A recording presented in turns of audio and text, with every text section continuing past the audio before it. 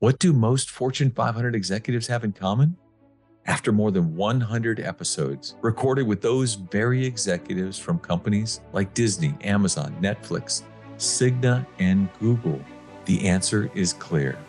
They learned lessons in leadership from the fields and courts of their high school and collegiate sports teams. Some of our guests' athletic experience earned them a place in their sports Hall of Fame, like Chick-fil-A Chairman Dan Cathy.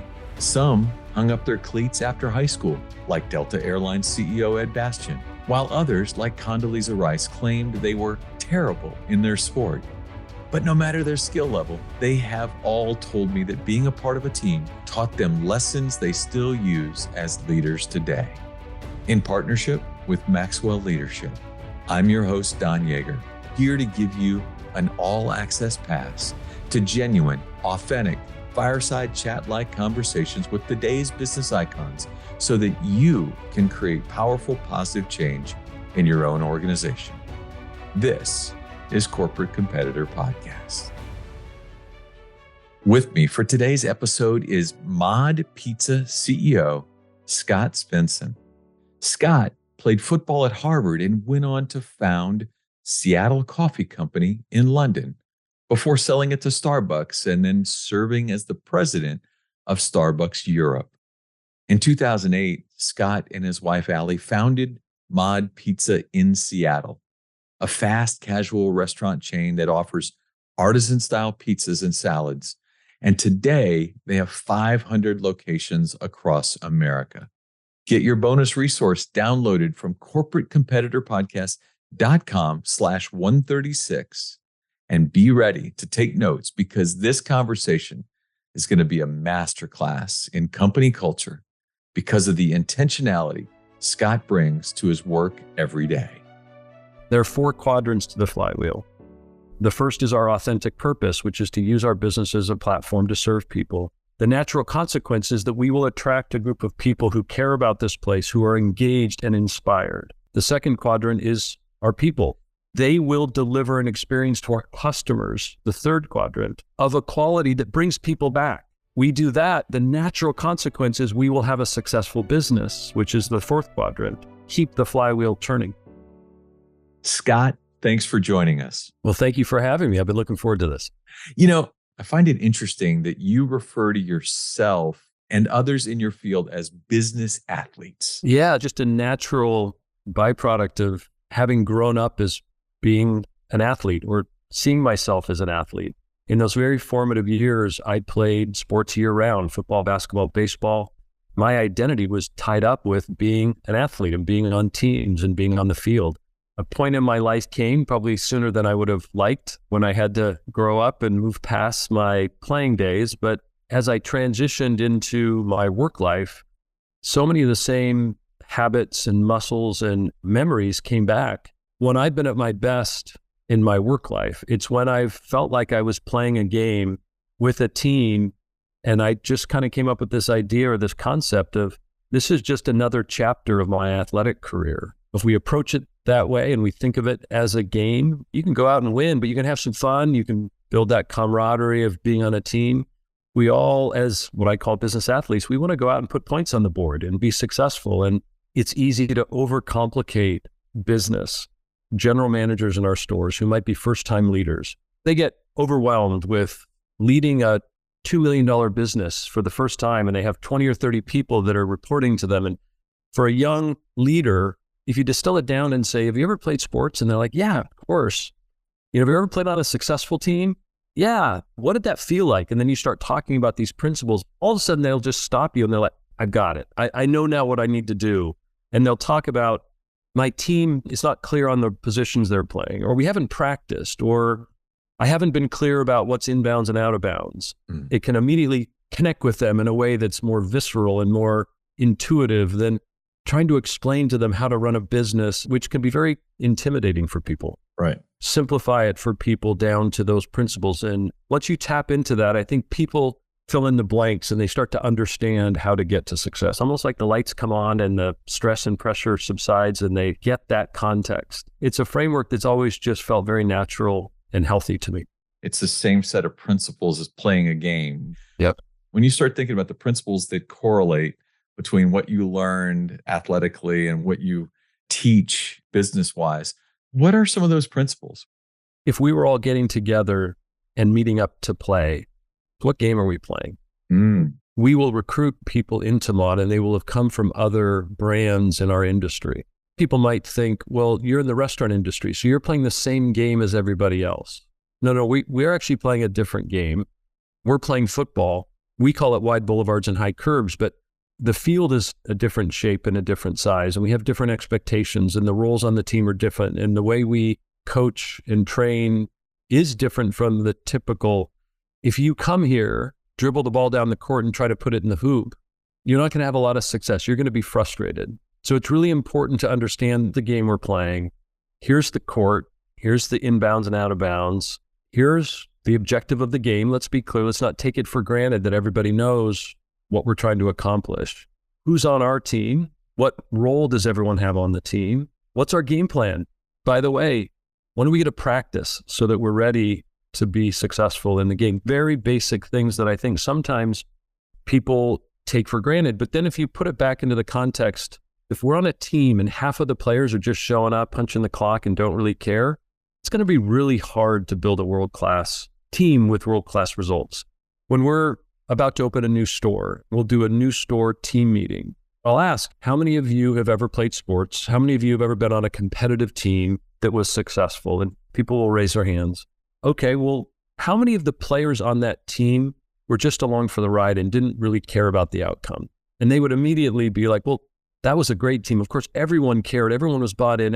All right. That's what it's going to take for us to make sure that we build success in a store, in a market, in the company, make sure that everybody cares about the outcome. Wide boulevards and high curves. What are we saying there? When Allie and I talked about what kind of a business we wanted to create, we thought a lot about raising 4 boys at the time. We would love to have our boys work. What would that environment be like? And we're initially setting up Mod, and we talked about, we aspired to build a place founded on a belief in people's potential, trusting them, empowering them, being tolerant of mistakes as we commit to a growth mindset of learning and growing and improving.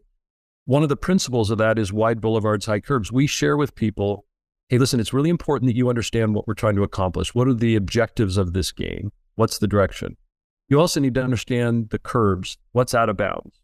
Now, here we set the curbs pretty wide. We give you a lot of latitude to bring yourself to work and do things in a way that makes sense to you. As long as we're all heading the same direction, staying inside the curbs, make it your own, bring your best. Now, we're very intolerant of people who decide to play the game in a way that's not consistent with integrity and trust and how we treat people. There are certain things that are just out of bounds for us. If you jump a curb, you're making the decision that this isn't the right place for you. Very clear. It's black and white. Time and time again, when people have jumped a curb and we've come and approached them about it, they've known what that means. So we really want to empower people and trust people and accept in the pursuit of getting better, we are going to try things and make mistakes, and that's okay. Failing is a consequence of trying to get better, and we accept failing as part of getting better, but we are totally intolerant of failure. Failure means giving up. Failing means trying things, experimenting, and trying to improve. It's like the reason that you go out and you practice is that you're not going to be perfect initially, and you have to refine your craft and come together as a team. And just because you're practicing and it's not perfect is not a problem. That's actually part of the process, and that's okay. Failing is a consequence of getting better, but we are intolerant of failure. Powerful. You once said there's a direct correlation between the work you put in during the off season and how well you perform during the season. How can that mindset, making sure that you're doing the off season work, help another entrepreneur? In the world of social media, it's really easy to get caught up with the way we really look up to certain entrepreneurial stories of success. Quite often people think that it happened overnight and that these things were easy. Time and time again, what I've found in my life is that the people who have been lucky are the ones that put in the hardest work. I learned that through sports because it's a natural system. If you want to get stronger, if you want to get faster, if you want to get better, there is a very clear path to doing that. Do the work. Yes. Law of the harvest. You can't just show up to the field one day and want to bring in the crops if you didn't plant the crops and prep the field months and months ahead. If you want to show up on game day and you want to have a good experience, what you do 6, 12 months before game day matters. It's not what you do the morning of game day. That is as true in sports as it is in any aspect of life, relationships, business, ongoing health. Actions have consequences. And it sounds very simple, but humans, we have a tendency to delude ourselves or tell ourselves things that make it easier, when in reality, some of these things are really simple. If you want to be successful, one thing you can control is your preparation. And there's a direct correlation between preparation, hard work, and outcomes. Not 100%. You can't guarantee your success, but you can certainly put yourself in the best position to be lucky and to be successful if you focus on the things you can control, prepare, and you work hard. I love it. I remember interviewing a number of years ago for Sports Illustrated, Jeremy Lin, the player for the New York Knicks, who everybody defined as an overnight success. When he started playing back for me, the number of years he'd put in the gym and the number of other things that he'd done, yes, things seemed to turn on a dime for him in a little bit, but it was all of those other things. Yep. There's nothing overnight about success. Not at all. Having 4 boys, I talked a lot about this with them because quite often the images, the stories, the things they see suggest something else. Nothing that's worthwhile in life is easy. The things that come to you that are easy, even if they're wonderful, quite often you just don't value them as much if you didn't have to put in the work to earn them. You can work and work and work and go out and you have that one great game. And it is so gratifying because you know that you had done the preparation and the work and all of the unglamorous things to get that one moment. Even if it's just a backyard basketball game or whatever, it doesn't really matter. But as humans, where do you find your gratification, satisfaction, and joy? And it's not always on the big stage. It's sometimes the little things. The work that gets you there. You know, long before you got into mod pizza, you were a quarterback at Harvard. Yep. How do you translate the skills that it took for you to lead a football team into the skills you use as a leader today? Great question. And it's something that I think about a lot. And I still find myself reflecting back, looking to my days as a quarterback for inspiration and guidance for myself. Being a quarterback is a great analogy for being a leader in business.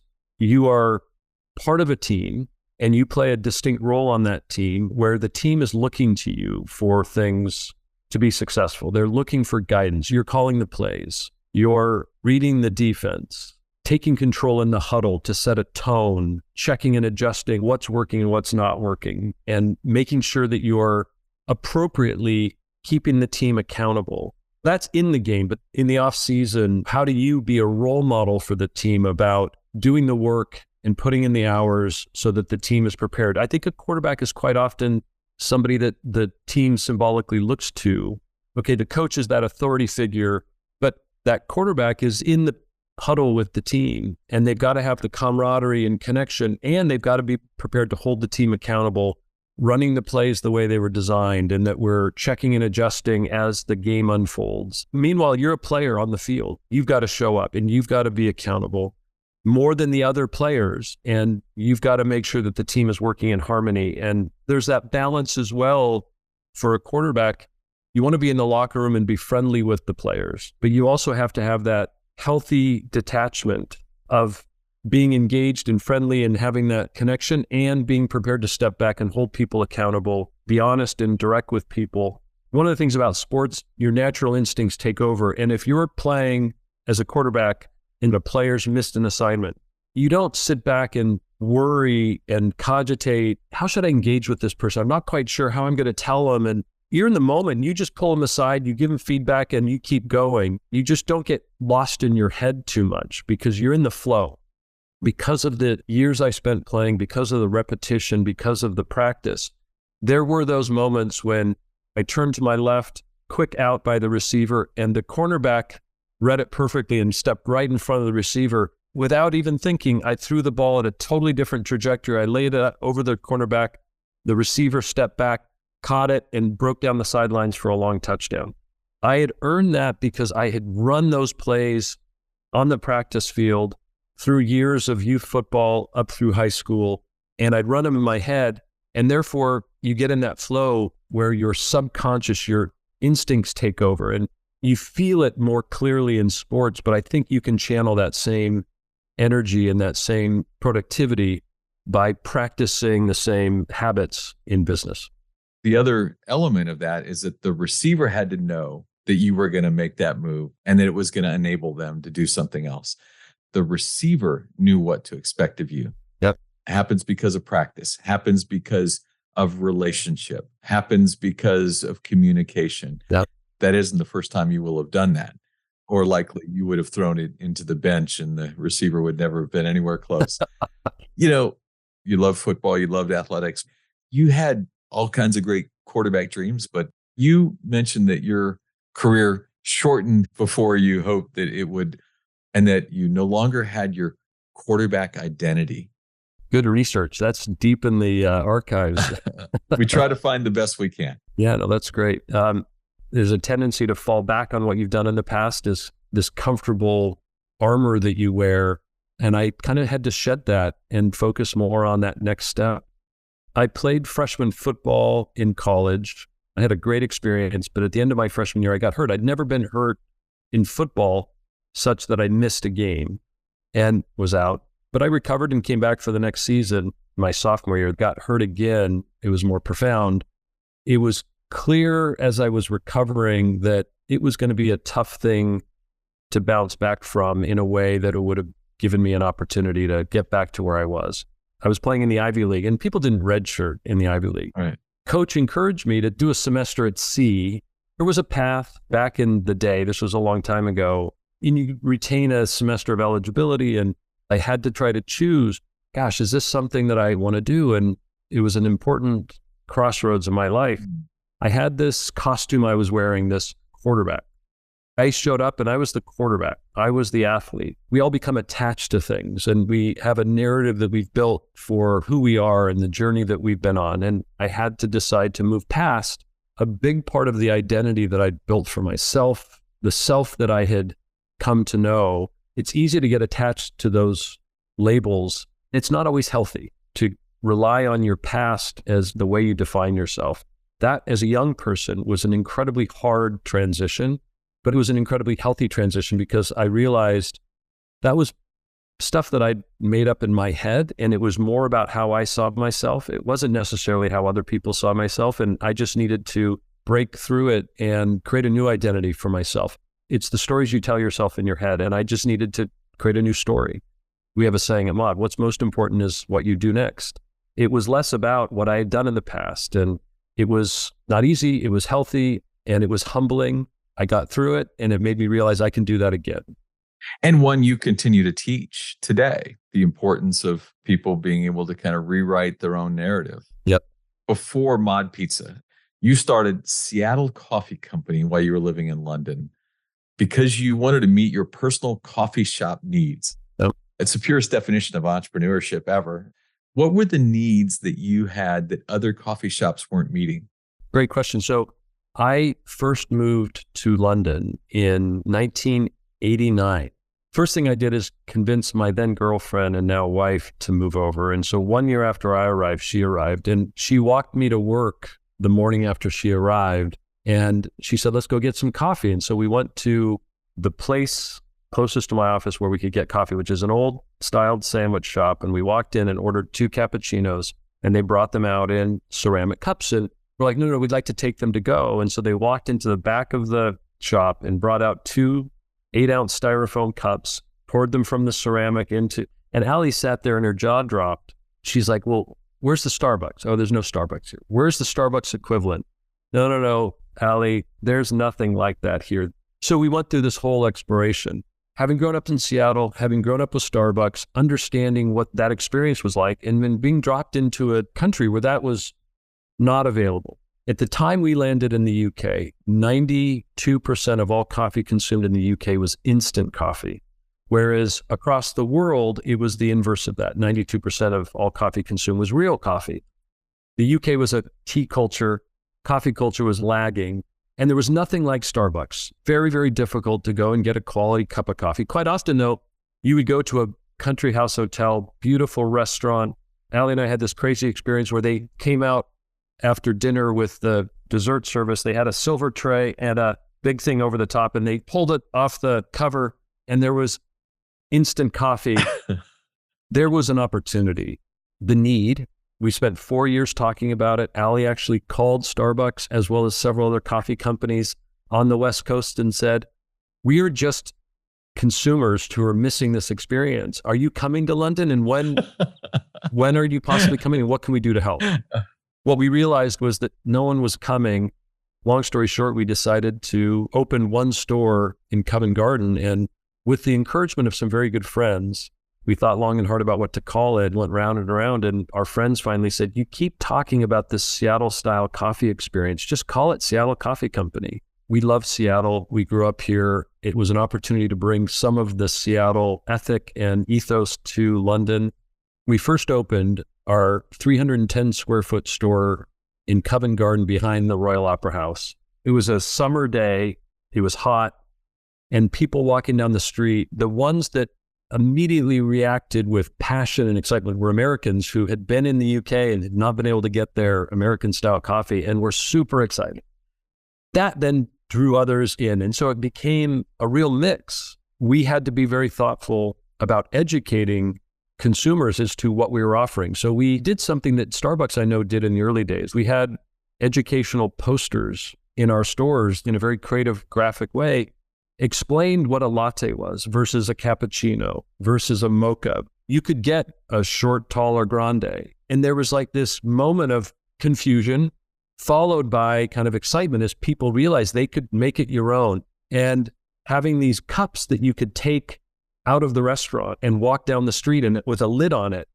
All of these things were new to the English and others from abroad. But as soon as they saw the Americans coming in and ordering with excitement and then walking down the street, it just started to spread very rapidly. Not surprisingly, now, when you know what we know, you look back and say, well, of course, but in the moment, in that context, we can't take credit for the idea. Our inspiration came from Starbucks, but bringing it to London was the very simple, new idea, novel idea, which is frankly what Allie and I have done on several occasions. Mod is similar. We brought together some elements that had existed before. We were not the inventors or authors of, we just kind of saw an opportunity to connect some dots that others maybe hadn't previously connected.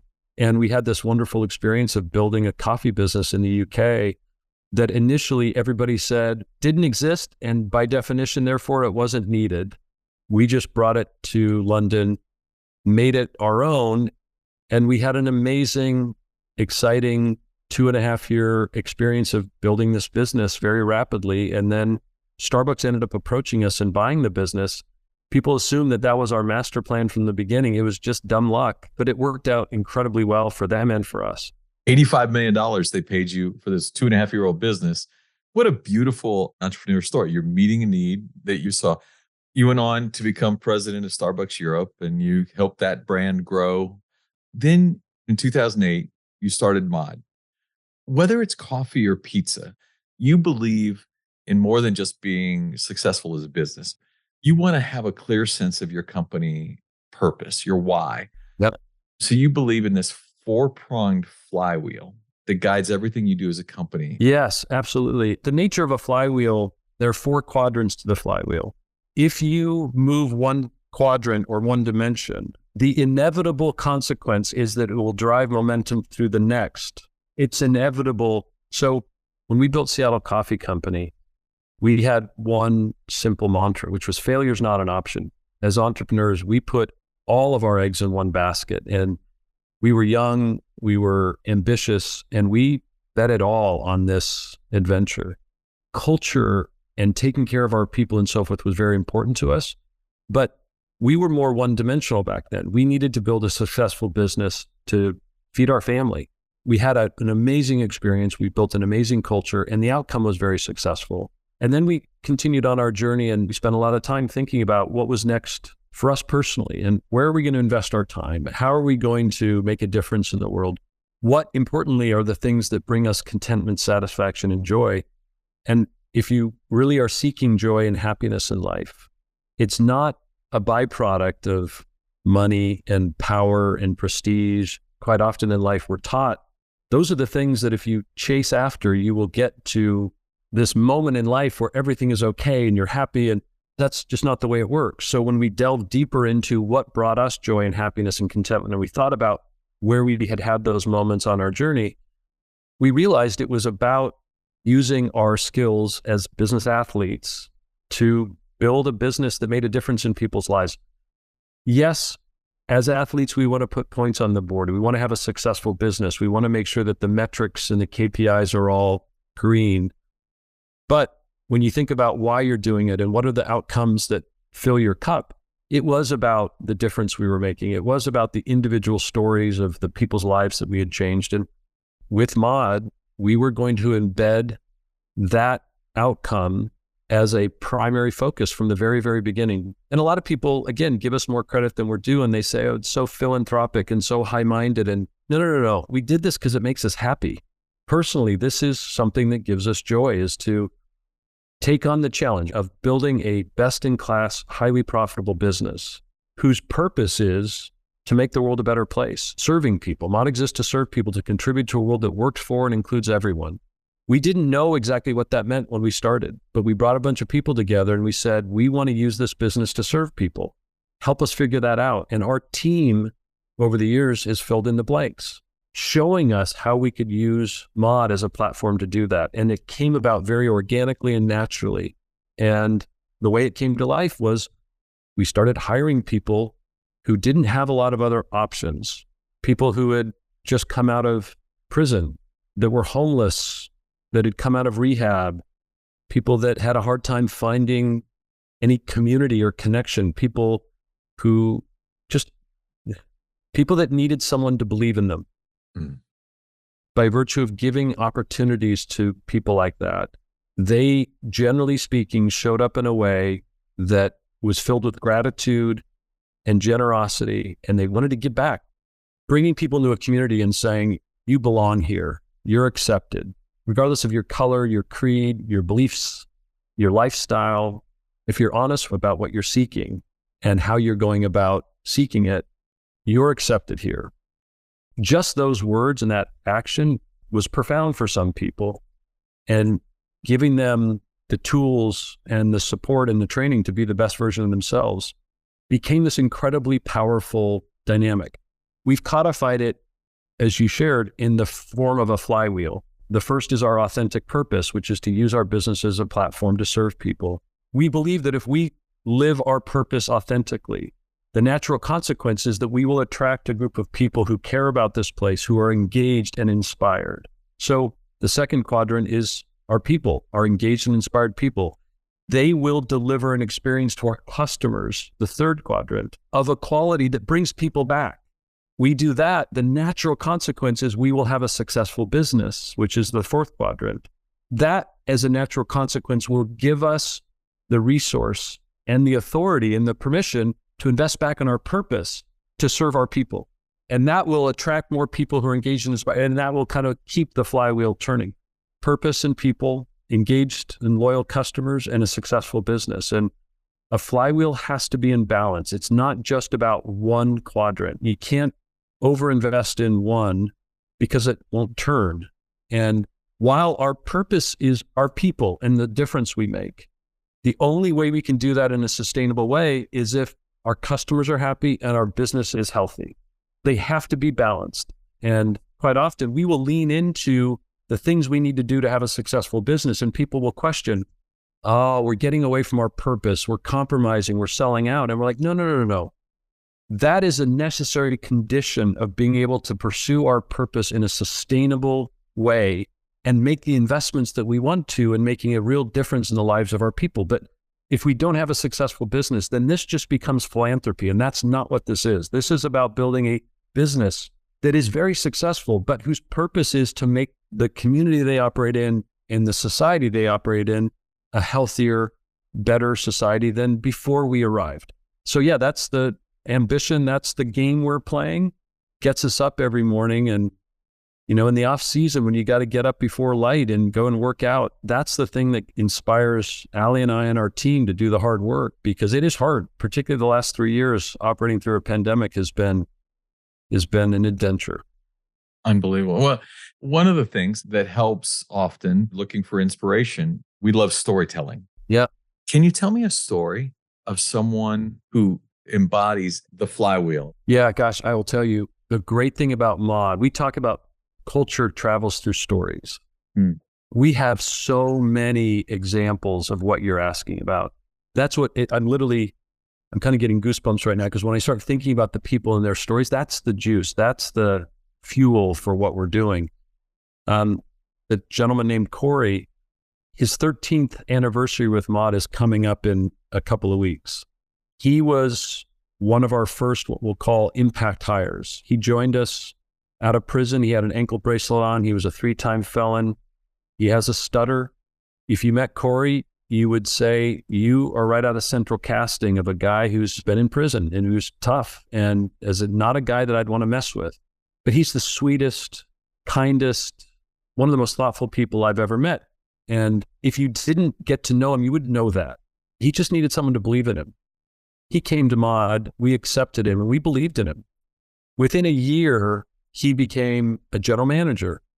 People at the time thought that we were crazy to give the keys to one of our very first stores to a person who'd been in prison 3 times and had been a felon. A lot of people just said, in a cash business, you are being irresponsible.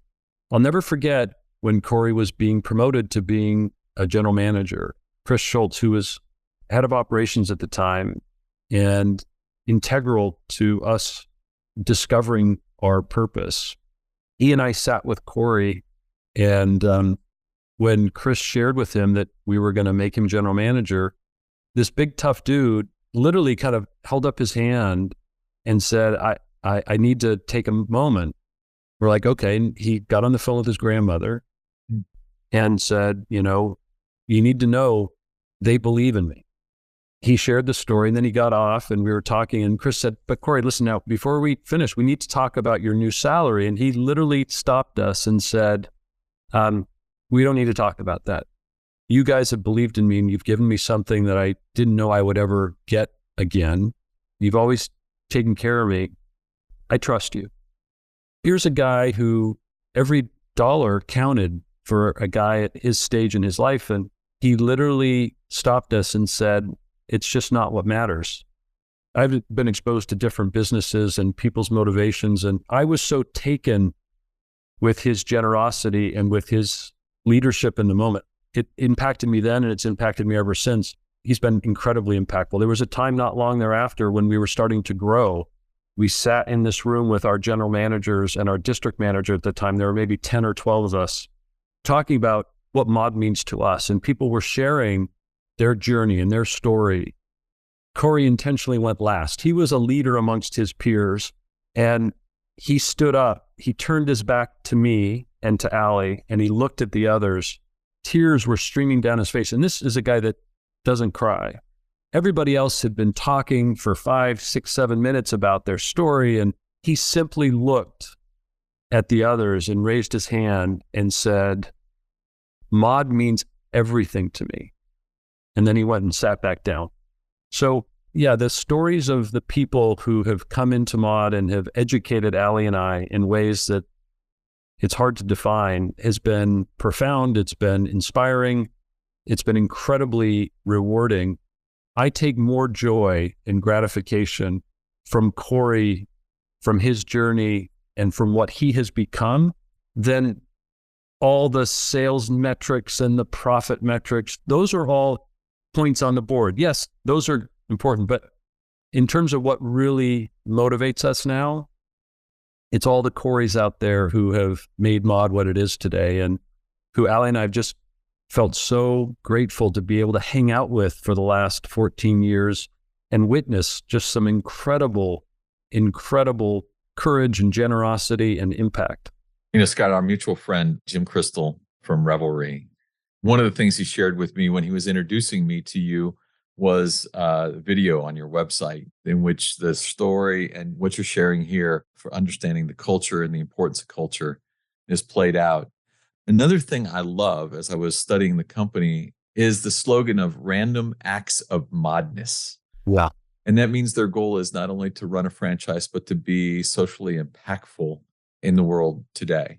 Talk me through that. What does that mean? We do a lot of reading and exploring, and early in our journey, one of the things that I came across is this idea of pro-social spending. How do you use money and resource to generate happiness? There's a lot of misconceptions about that, and there's a lot of research. The study basically was done the following way. They would give people in two different groups a sum of money, $5, $50, $500.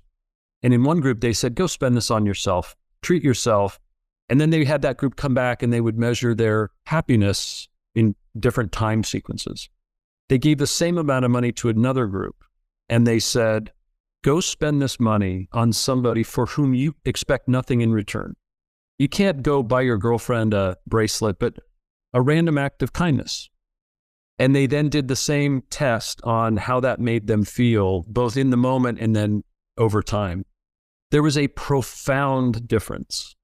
Those who spent the money on themselves had no noticeable impact on their happiness, possibly a slight negative, because there's a little bit of guilt with, I bought myself something. Those that did the random act of kindness had a profoundly positive impact on how they felt that persisted. It's not totally surprising.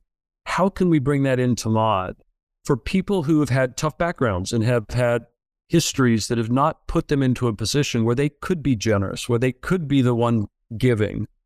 That's one of the things that we can do with our platform. We can give these people who are on their journey of becoming the best version of themselves, we can give them an opportunity to be generous, to be the giver. It's the general manager and the team who take ownership of that and then are the ones giving the money, not mod the company.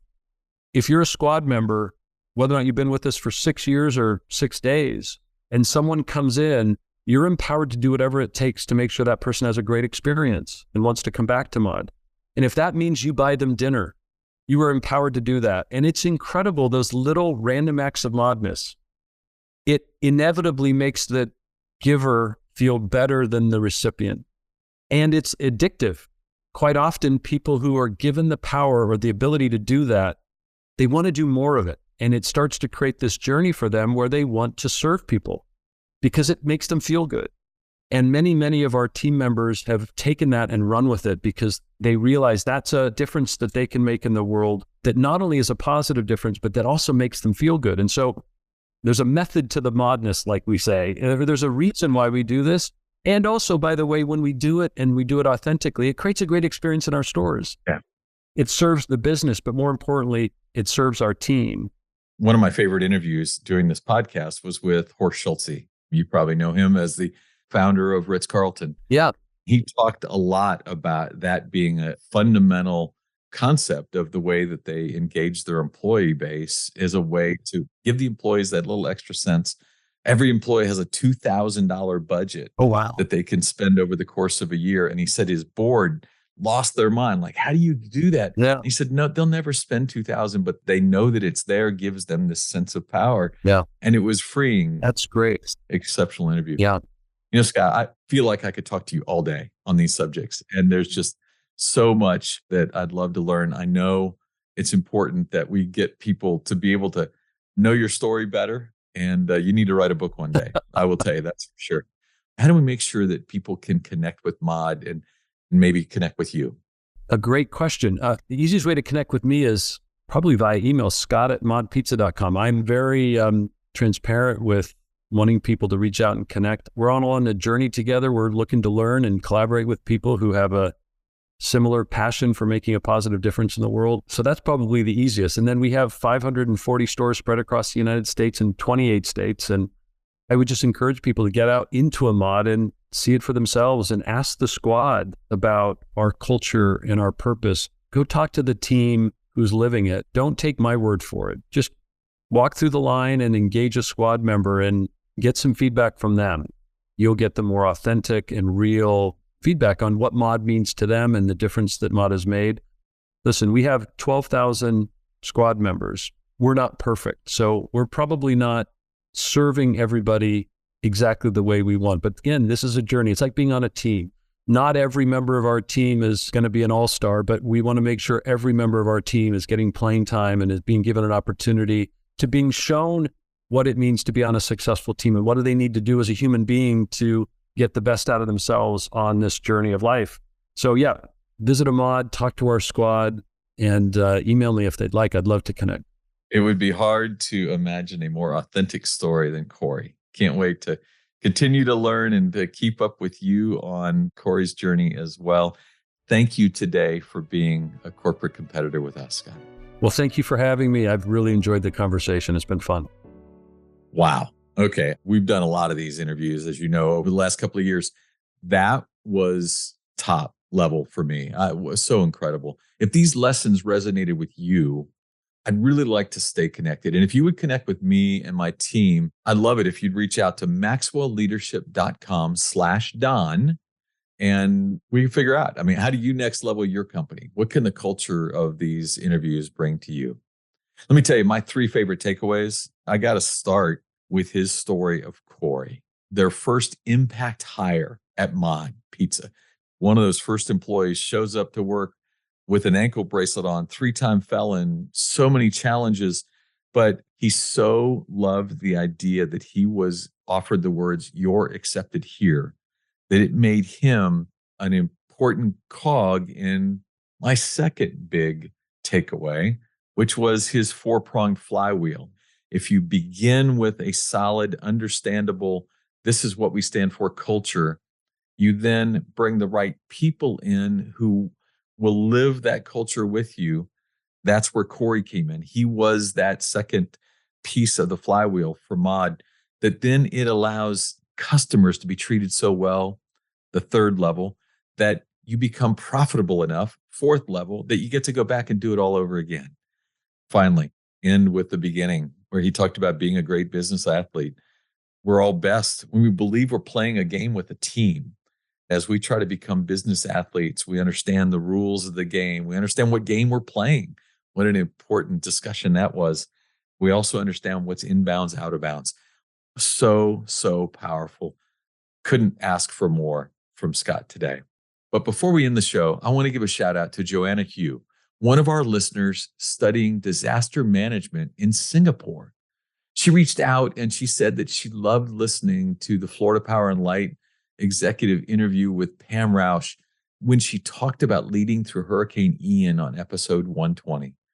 Joanna even shared that she plays underwater hockey and is spreading the word of Corporate Competitor Podcast in her community.